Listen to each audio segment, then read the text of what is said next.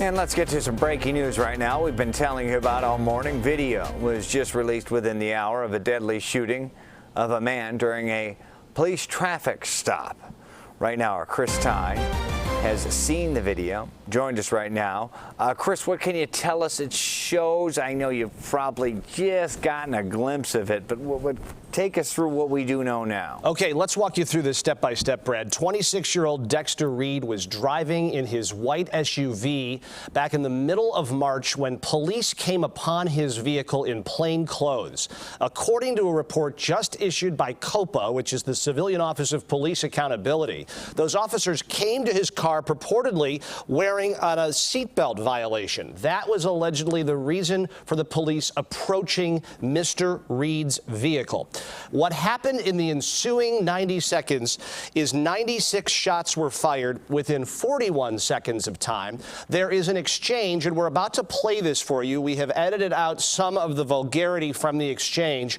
This shows the officers coming up on Mr. Reed's vehicle, asking him to come out of his vehicle.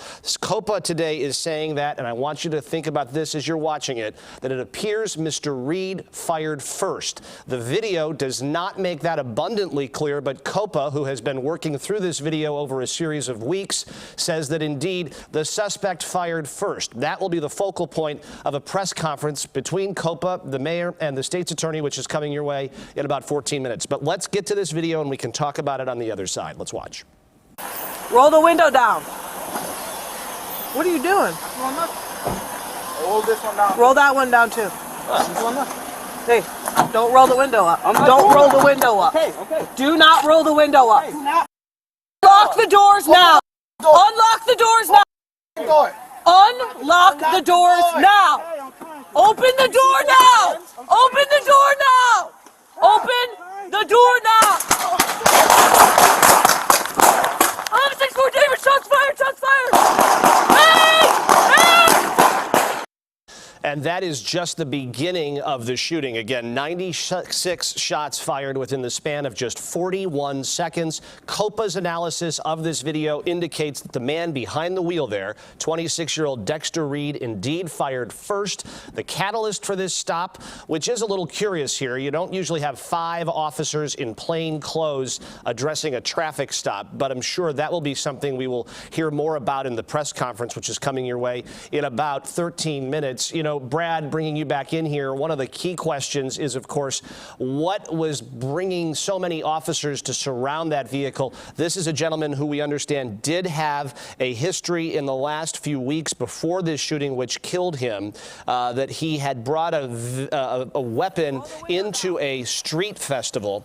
But whether or not that history plays a part in this incident, and as we watch this, you can see the officer reaching for that handle, asking him to roll down that window. In the background, and I don't know if we could hear it in our clip that we played, you hear another officer saying, "Do you see his hands?"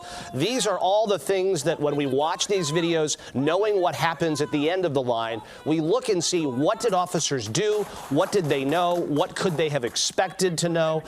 So those are the critical questions here. But the number of shots fired, 96 shots fired in the span of just 41 seconds. I want to show you a statement that Copa, the Civilian Office of Police Accountability, just released. Again, they're saying that the catalyst for this was a traffic stop, that he was purportedly not wearing a seatbelt, that the officers pointed their firearms, and their investigation confirms that Mr. Reed fired first, and that over the span of 41 seconds, 96 shots were fired.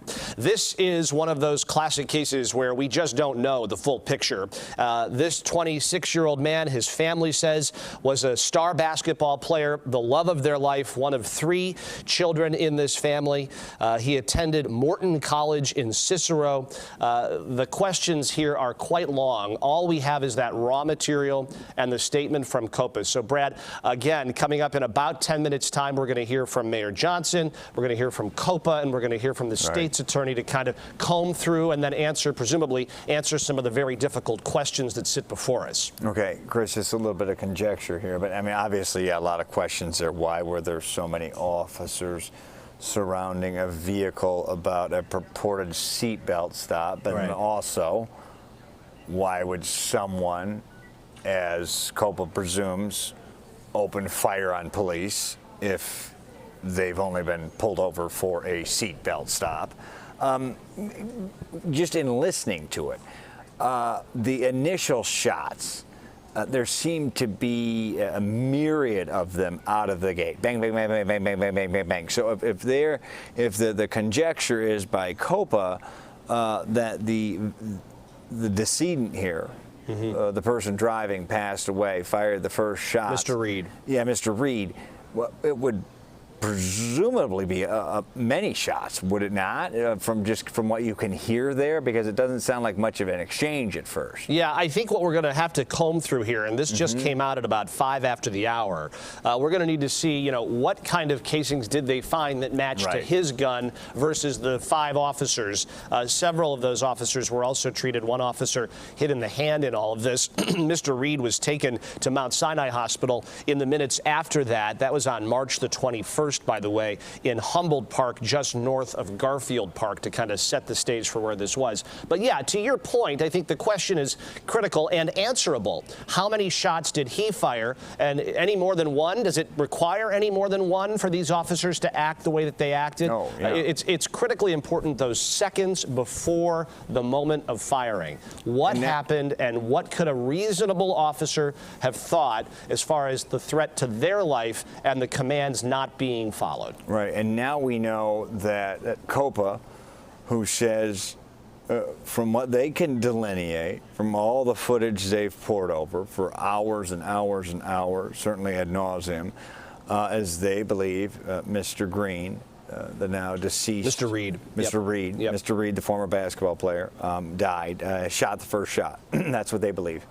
We know Mayor Johnson and State's Attorney Fox are meeting with Copa or at Copa headquarters. There's going to be a press conference at 10:45 with State's Attorney Fox, with Mayor Johnson, and with representatives from Copa, as we understand it, at City Hall, to set the table for what comes after that. At noontime today, we are expecting to hear for the first time since this video is released from the family of Dexter Reed, who had been asking for days, 1 full week after this shooting, they had asked for an abundance of evidence. Let us see this video. Let us get a better understanding of what led to our son, our brother's death.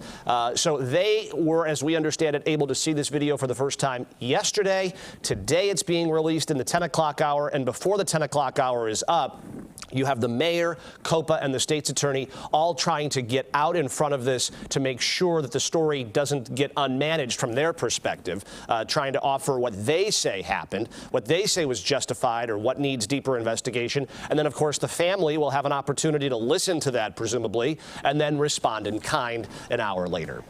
Okay, so is there anything we know or can decipher so far about what stance we think Mayor Brandon Johnson, State's Attorney Kim Fox, do we know the tenor of what they're going to say? Are they going to ask for calm in reaction to this? Are they going to say, take a side, if you will? It's interesting, those two meeting together, and then along with Copa. Right. It's an interesting mix, grouping-wise, but they are meeting together.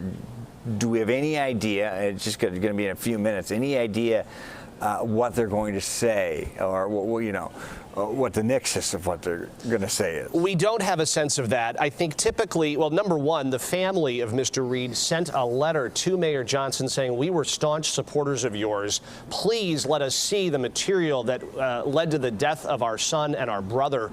It's unclear whether or not the mayor responded personally to them. But zooming out, when you have cases like this where there is such, it's life and death, it's police acting appropriately or a police misconduct, some of these critical questions that hinge on seconds.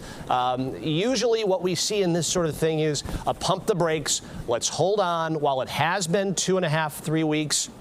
We need a little more time to sort through all of this, but this is our first snapshot, our first look at the material, at the videos, at the narrative from the agency tasked with making sure all the I's are dotted and T's crossed. I would, as you asked, will they be asking for calm? I am sure of that. There had been some fervor leading up to today. Some people who had been either given access to see this or rumblings on the force kind of saying, oh boy, we got a big one coming. Let's see. But I think the critical question, and not the only question, but a critical question is who fired first? And I think the headline right now is, if you watch the video, it's a bit unclear. Right. You know, we've only sat with it for about a half hour, but Copa seems to think that Mr. Reed fired first. Right. And we have seen State's Attorney Kim Foxx come out, and it hasn't always been a pump the brakes on things. And this will really be, for Mayor Johnson, the first time we've seen him reacting to this type of incident. So we will see. We will keep you posted. Chris Ty, glad to have you on this story. Thank you for your thoughtful insight, considering you've only had a few minutes to wrap your arms around it. We appreciate it.